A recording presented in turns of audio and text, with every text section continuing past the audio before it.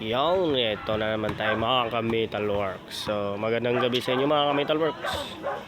So, yun po yung update natin ngayon mga ka-Metalworks. Yung ating ginawa na single queen po ang kanyang baba. Single sa taas. At request ni madam, hindi siya nagpagawa ng hagdanan na monkey ladder. So, nagpagawa siya ng step by step talaga. Ayan po. Ayan po yung sayo, ma'am. Yan kung gaano po kasolid. At nilagyan ko din siya ng hawakan. Ayan. Para safety yung bata. So yung doon talaga madam, hindi ko na siya nilagyan siya ng parang daanan talaga. Kasi ganunin na lang ng bata yan para dagdag din kasi tibay yan pag oras na ano natin. Okay na po yan madam. Kasi kung sa tibay, patibay talaga yan. Ayan. Ayan o, napakatibay talaga niyan o. Oh, solid talaga yung mga ka-Metalworks.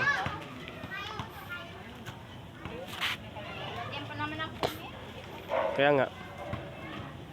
Ayan, yan po yung kabuuan niya. So, gaya nga ng sinabi ko sa inyo mga ka-Metalworks, lahat po yan 2x2 po ang ginawa nating poste at saka frame.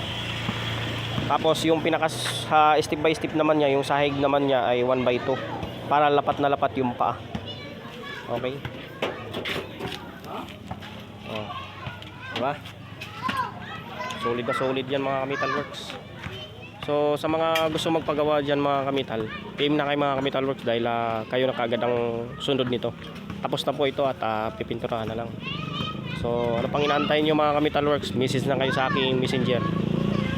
Okay. Paganda yan mga ka-Metalworks. Oh. Solid.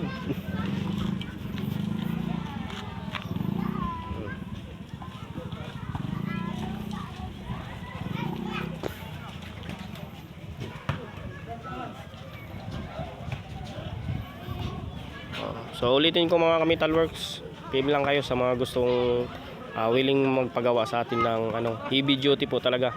Magsawa na lang po kayo na gumamit nito dahil napakatibay talaga. At 1.5 din po ang kapal, GI din. Okay, so hanggang dito na lang tayo mga Metalworks dahil at ako'y magpapahinga na. In-update ko lang po sa inyo yung ating ginawa ngayon. Ayan na po sa iyo ma'am. Shout out po sa may-ari nito, taga dito lang po sa ating lugar na sa Miramonte Park. Okay? So maraming salamat sa tiwala at pasensya na rin ma'am kung medyo natagalan kasi meron lang tayong nilakad kasi na importante. Okay? So yun lang. Ma-share ko po sa inyo ngayon. Maraming salamat mga ka-Metalworks. Mabuhay po kayo sa lahat. Mabuhay po kayo.